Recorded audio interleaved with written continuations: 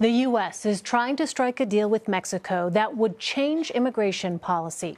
This comes as a caravan of Central American migrants begins reaching the U.S. Mexico border.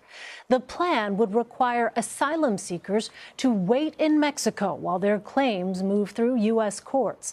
There are conflicting reports about Mexico's position on the proposal. A Mexican official reportedly denied Sunday that his government was on board.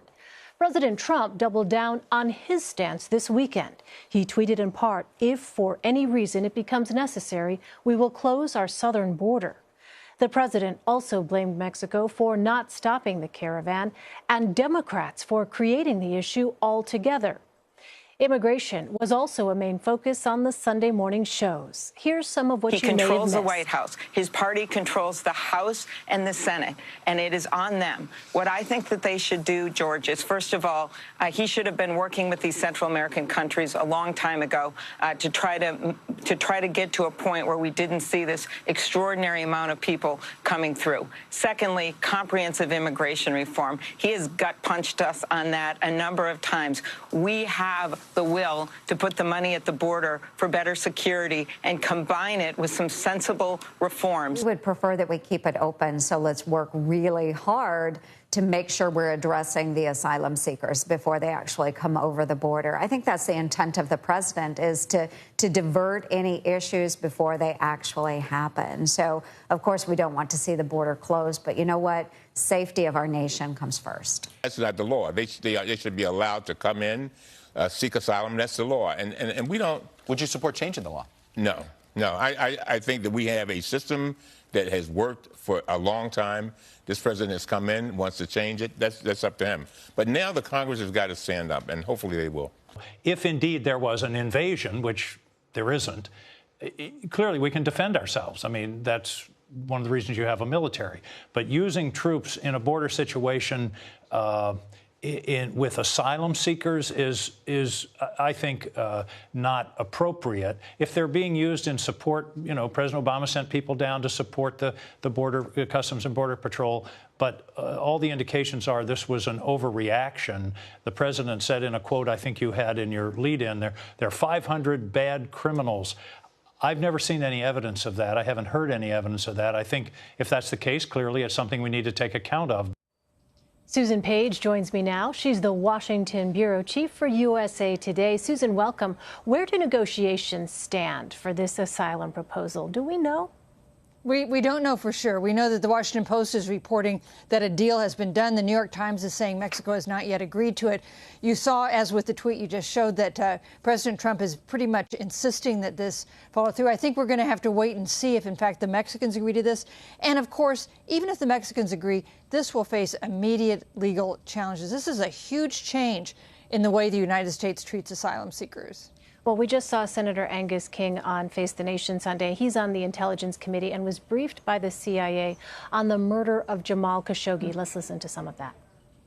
You don't have to be the CIA to put things together and say, how could this have happened without the prince being involved? He's in total control. And, we're not going to find an email that says, don't forget the bone saw. But it's pretty clear without reference to what we heard in that briefing.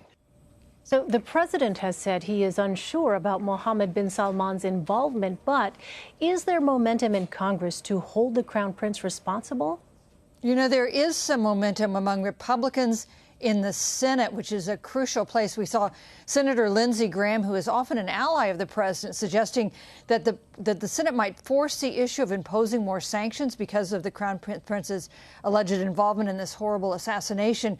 Next week, and the week after that, when the funding issues come before Congress on funding the government and avoiding a government shutdown. And we heard Joni Ernst this morning, who you showed in a previous clip, saying that if it's true that the Crown Prince ordered this assassination, that there ought to be more consequences. Consequences should follow. So we could have a situation like we saw with Russian sanctions, where the president was against imposing new sanctions on Russia. Congress forced him to do so. Regarding the environment, Susan, a government report on climate change was quietly released on Friday. It said the U.S. could lose, at worst-case scenario, 10% of its GDP by the end of this century because of climate change effects. The president often campaigns on the economy. He's also questioned how much human activity contributes to climate change. Do you think that he's going to address this report? Well, I think if you want to know how eager the president is to address this report, you can look at when the administration chose to release it. It was supposed to be released sometime in December. That was the deadline for this panel of scientists to report. They put it out on the afternoon of Black Friday, when all of America is either comatose from eating too much at Thanksgiving or out shopping for Christmas presents. So I think the president would like to not address it. But boy, we certainly see the effects of climate change every day with these catastrophic weather reports, with the wildfires that we see in California. So this is an issue that it seems scientists say is not going away. But I think the president would prefer not to talk about it. Looking ahead, Susan, the G20 summit will convene later this week. All eyes will be on China and the U.S. Is there an end in sight for the trade wars?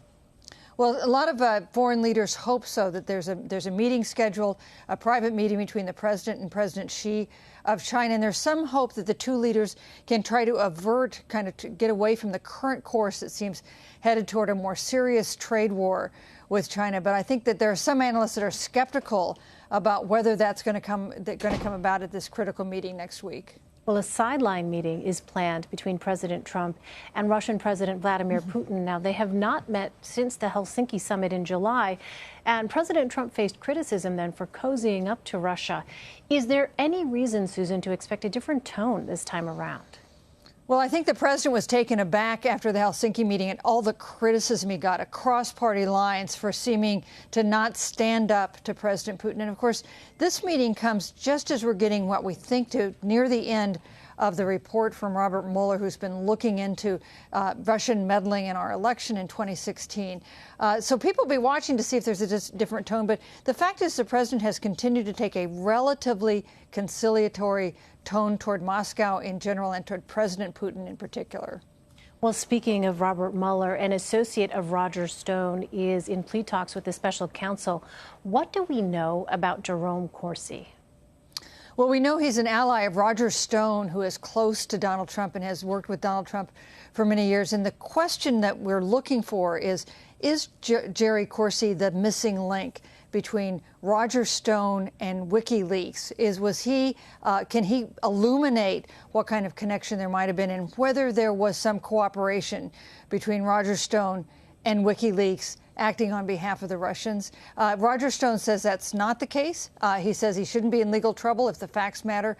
But there's a lot of other evidence that have tied him toward the whole WikiLeaks matter that proved to be so devastating for Hillary Clinton in the 2016 campaign. Switching gears, it's almost December, but the midterms still are not over. Monday, the president will be in Mississippi campaigning for Senator Cindy Hyde-Smith. She has faced backlash recently for remarks that critics called racist.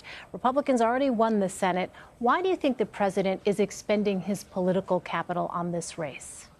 I think there are probably two reasons. One is she's had a tougher race than anyone expected. In Mississippi, it shouldn't be hard for a Republican Senate candidate to win, especially running against an African-American Democrat. That ought to be a layup for Republicans in Mississippi. It's been a harder contest than she thought. Having the president come there is certainly expected to gin up support among conservative Republicans. But, you talk about him using his political capital. The fact is the president seems to love these campaign rallies. Right. He seems to get energized by them. So maybe Cindy Hyde-Smith is doing a favor to the president by letting him come and speak. Yeah, you're absolutely right about that. He does seem to really draw energy from these kind of rallies. Finally, Susan, a judge ruled this weekend that New York State's lawsuit against the Trump Foundation can proceed. Remind us what's at stake in that case.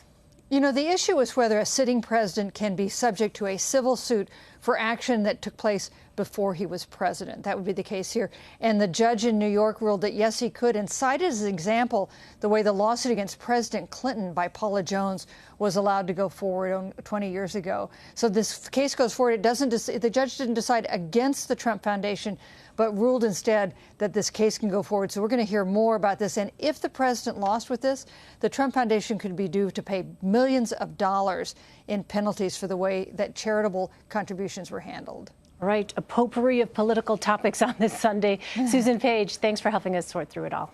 Thank you, Elaine.